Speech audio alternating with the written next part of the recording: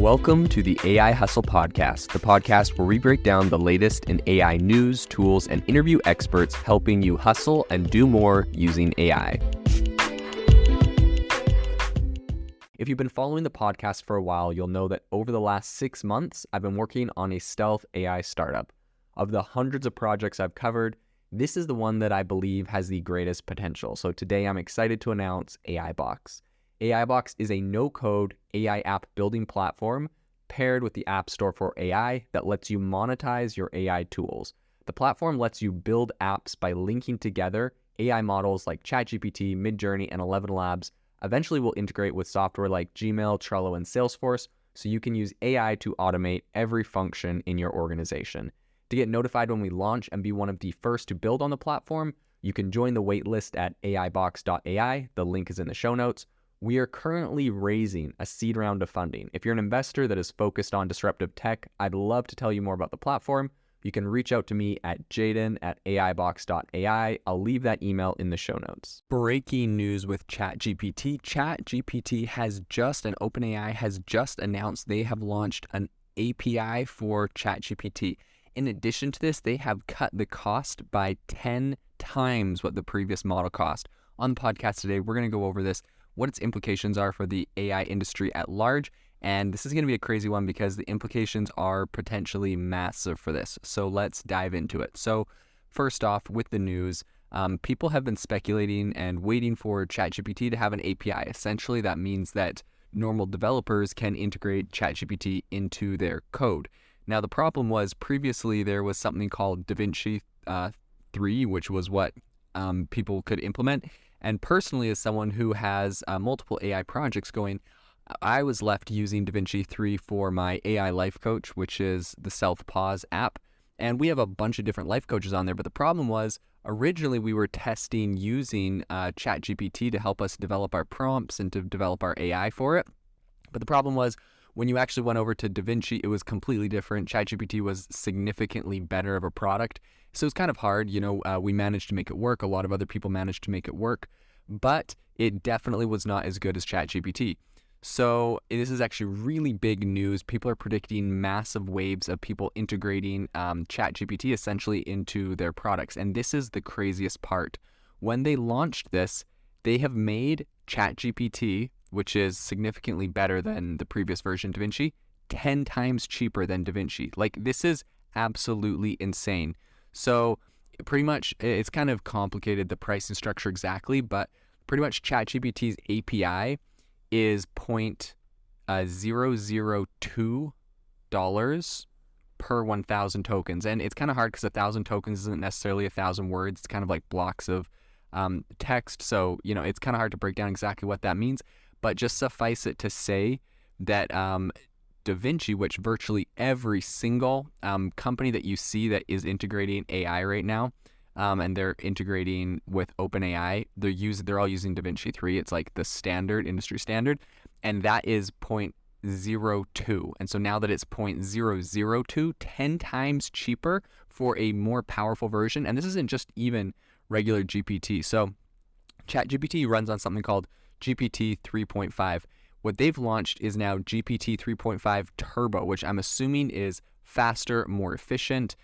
So this is actually crazy. Potentially faster, more efficient than ChatGPT. A tenth of the price of the previous version.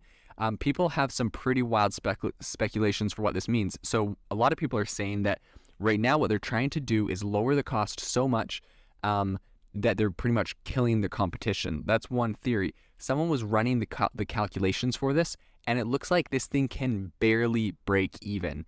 And so actually what a lot of people are saying is that the cost warps the economics completely to the point that it actually might be better for people to use this than to develop their own in-house fine-tuned large language models, which is crazy. Think about that.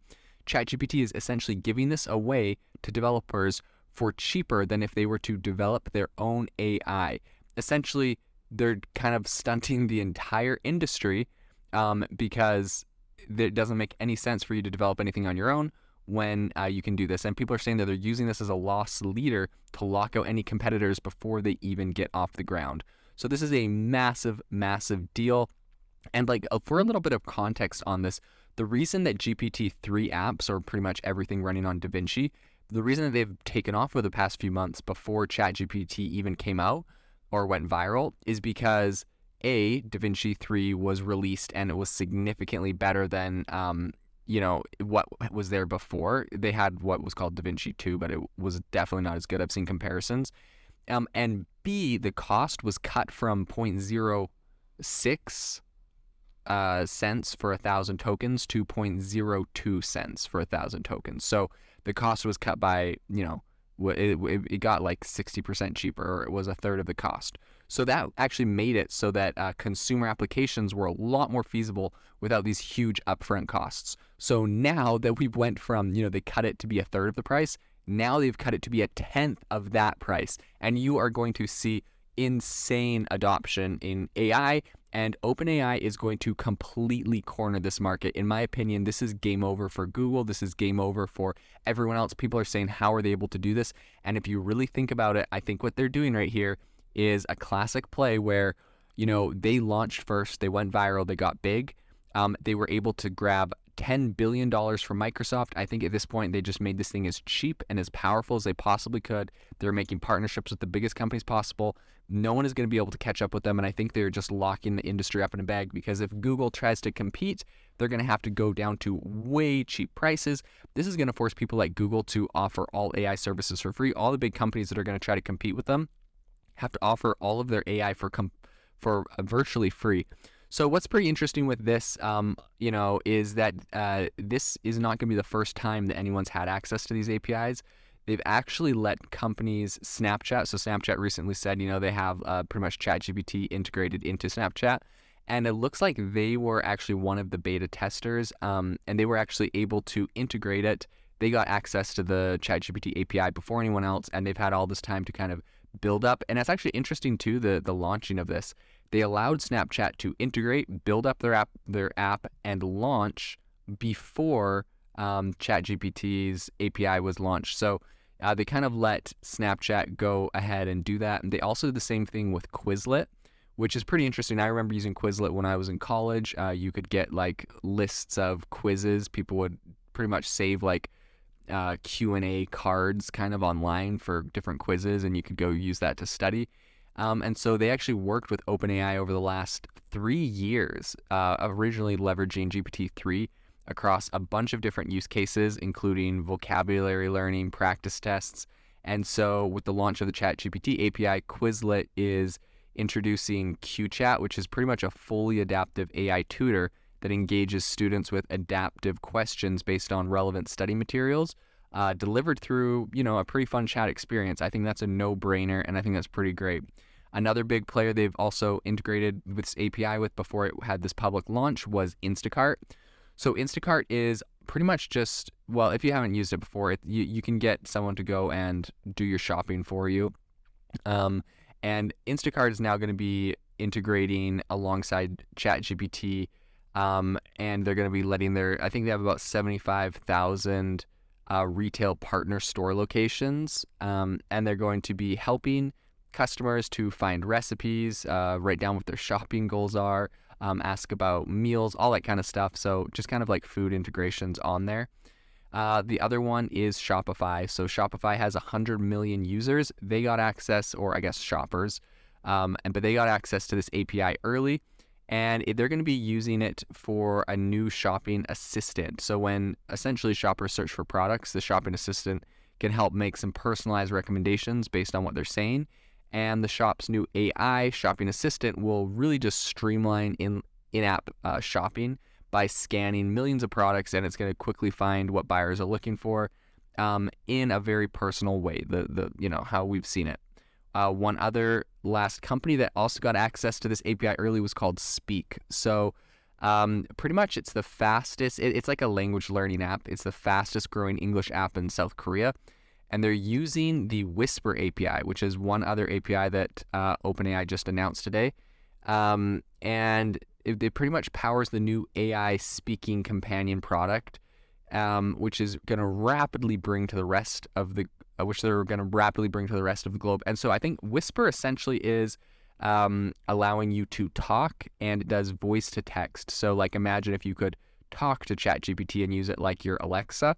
That's what they're allowing people to do with this new Whisper thing. So really crazy, massive implications for the entire industry. This is going to have some crazy adoption. I'm predicting thousands and thousands of new companies. Virtually, this is how I've heard it explained before, and I think this is a pretty accurate assessment. ChatGPT and AI may not be this thing that all of these new companies are coming out of it exclusively. Pretty much what this is like when the internet came around, that didn't just mean that exclusively there was new companies. Old companies are able to use the internet and make websites and be successful off of that. And essentially what we're seeing here with this ChatGPT API going out, the prediction is companies that do not find a way to integrate this, do not find a way to adapt to this new technology, essentially will die. If they don't have the most powerful technology, a competitor that is more tech savvy will integrate it, will make it a better user experience for the customers. And so at this point, it's just up to companies to find out, can they integrate ChatGPT? Can they integrate these new AIs to help make their products better? If they don't, their competitors will, and they're going to take advantage. So it's going to be really interesting seeing what happens going forward with all of this new stuff coming out, with all of these new APIs. And it's going to be interesting to see if anyone can even get close to catching up to ChatGPT and OpenAI at this point, now that they have cut the cost down by 10 times. If you are looking for an innovative and creative community of people using ChatGPT, you need to join our ChatGPT creators community. I'll drop a link in the description to this podcast. We'd love to see you there, where we share tips and tricks of what is working in ChatGPT. It's a lot easier than a podcast, as you can see screenshots, you can share and comment on things that are currently working. So if this sounds interesting to you, check out the link in the comment. We'd love to have you in the community. Thanks for tuning in to the AI Hustle podcast. If you could do us a massive favor, we would really, really appreciate it if you could leave us a review wherever you get your podcast. This helps people find the podcast. It helps people know this is a good place to go. And we would really, really appreciate it, as it helps us continue to bring on incredible guests and share incredible content for you to listen to.